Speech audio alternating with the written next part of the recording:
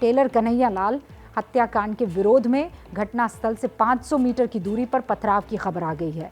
दो पक्षों के बीच पथराव हुआ। इसमें 2 युवक, एक पुलिसकर्मी घायल बताए जा रहे हैं। घटना के बाद उदयपुर में कर्फ्यू लगा दिया गया है। उदयपुर के 7 थाना क्षेत्रों में कर्फ्यू इस वक्त लगाया गया है। पूरे शहर में इंटरनेट सर्विस को बंद कर दिया गया है। उदयपुर के कन्हैयालाल हत्याकांड से पहले भी राजस्थान में सांप्रदायिक तनाव की घटनाएं लगातार होती रही है। सवाल ये है कि क्या राजस्थान कट्टरपंथ की प्रयोगशाला बन गया है? राजस्थान में होने वाली उन्मादी और सांप्रदायिक घटनाएं संयोग है या प्रयोग है? ये सवाल आज इसलिए उठाना जरूरी है क्योंकि राजस्थान के 4 जिलों से इस साल सांप्रदायिक घटनाएं हुई, ऐसी खबरें आई। करौली, जोधपुर, भीलवाड़ा, हनुमानगढ़ और आज उदयपुर। राजस्थान के करौली जिले में इस साल 2 अप्रैल को हिंसा भड़की। हिंदू नववर्ष के मौके पर एक बाइक रैली निकाली जा रही थी। इस रैली पर पथराव हुआ। कई दुकानों में आग लगा दी गई। करौली हिंसा के 35 से ज्यादा लोग घायल होने की खबर हुई। शहर में कर्फ्यू लगाना पड़ा, इंटरनेट सेवा बंद करनी पड़ी। पुलिस ने इस मामले में 144 आरोपियों की पहचान भी की थी। इस घटना के बाद राजस्थान के जोधपुर में 2 मई को बड़े पैमाने पर सांप्रदायिक तनाव भड़का। 2 मई को ईद और परशुराम जयंती एक साथ मनाई जा रही थी और परशुराम जयंती के मौके पर रैली निकाली गई। जालौरी गेट पर झंडे और लाउडस्पीकर को लेकर विवाद शुरू हुआ। 2 दिन तक यह विवाद चलता रहा। जालौरी गेट इलाके में तोड़फोड़ की गई। हिंसा भड़कने के बाद जोधपुर में कर्फ्यू लगाना पड़ा। पुलिस ने 250 से ज्यादा लोगों को गिरफ्तार कर लिया। 144 पहले, अब 250 गिनते जाइए, लेकिन सबक किसी को नहीं मिला। भीलवाड़ा में भी मई के ही महीने में सांप्रदायिक तनाव फैल गया था। 10 मई को आदर्श नाम के एक युवक पर दूसरे समुदाय के लोग ने चाकू से हमला कर दिया। अस्पताल पहुंचने तक आदर्श नाम के इस घायल युवक की मौत हो गई। तनाव को देखते हुए भीलवाड़ा में अर्धसैनिक बलों की तैनाती कर दी गई। भीलवाड़ा के वहां अगले ही दिन हनुमानगढ़ में तनाव फैल गया। हनुमानगढ़ में 11 मई को विश्व हिंदू परिषद के नेता पर हमला किया गया। हमले के बाद नाराज लोगों ने शहर की सड़कों को जाम कर दिया था। राजस्थान में इस साल सांप्रदायिक तनाव की कई घटनाएं हो चुकी है। अब कट्टरपंथियों ने नुपुर शर्मा का समर्थन करने पर कन्हैया लाल नाम के एक टेलर का सर काट दिया। यह क्या बताता है?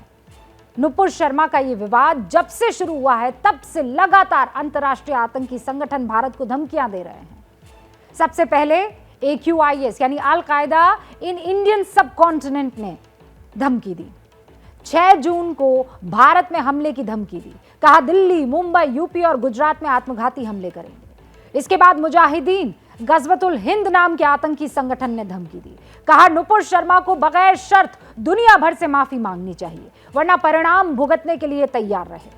फिर इस्लामिक स्टेट खुरासान प्रोविंस ने भारत में हमले की धमकी दी। ISKP ने अपने मुखपत्र अल अज़ैम फाउंडेशन के जरिए यह धमकी दी।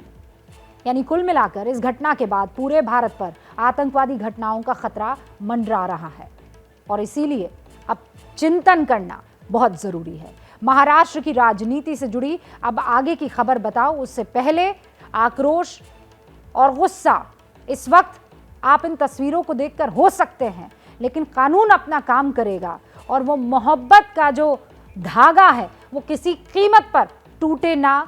हम आपसे ये अपील करते हैं, एक हिंदुस्तानी होने के नाते इन 2 हैवानों की करतूत को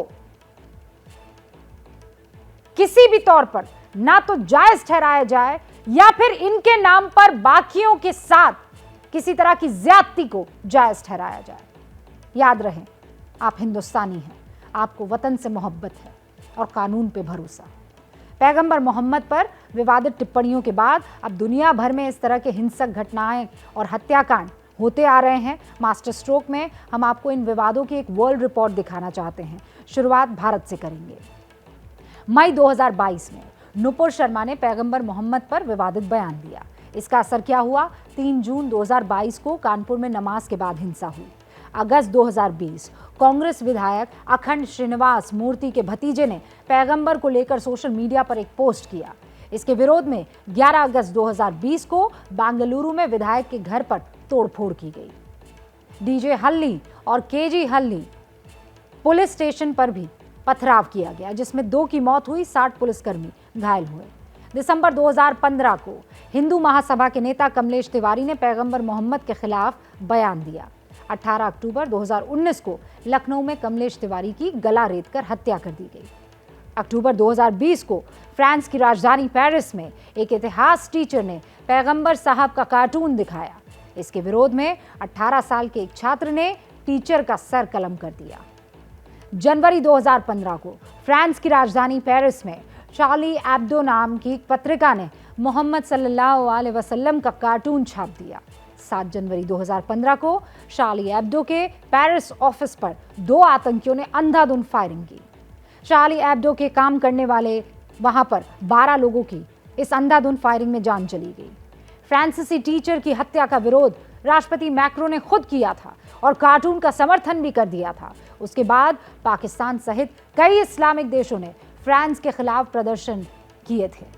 ईश निंदा के नाम पर दुनिया के कई देशों में इस तरह हत्याएं की जाती रही। पाकिस्तान में तो भीड़ ने एक श्रीलंकाई नागरिक को जिंदा जला दिया था।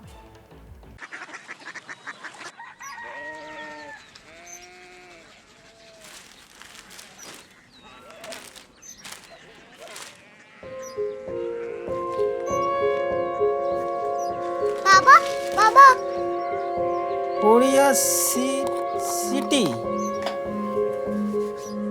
जानी ना।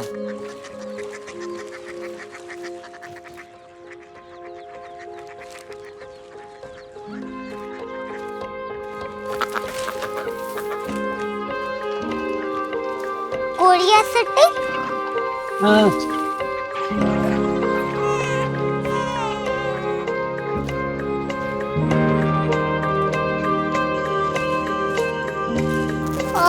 कोरिया सिटी कहाँ पे है?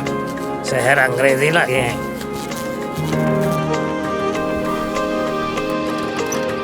Korea city.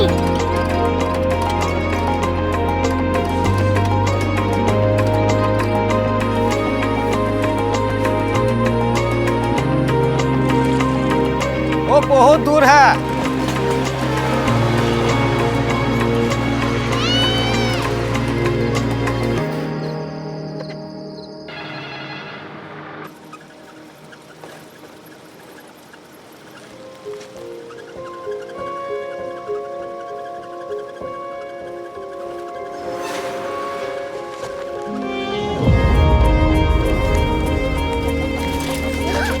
Korea city.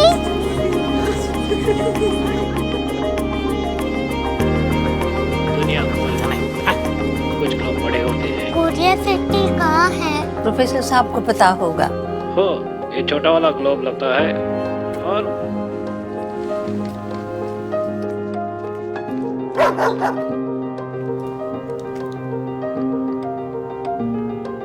पता नहीं, मेरी बेटी से जाके मिल लो, शायद उसे मालूम हो।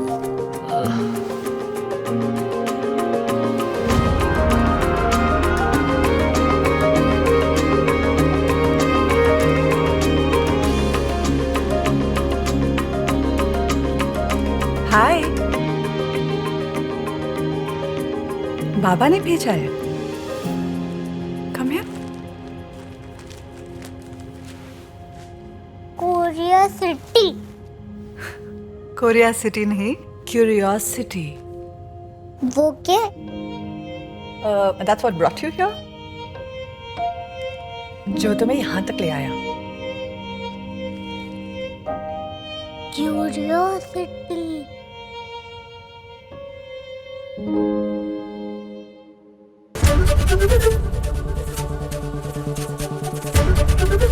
एबीपी न्यूज आपको रखे आगे।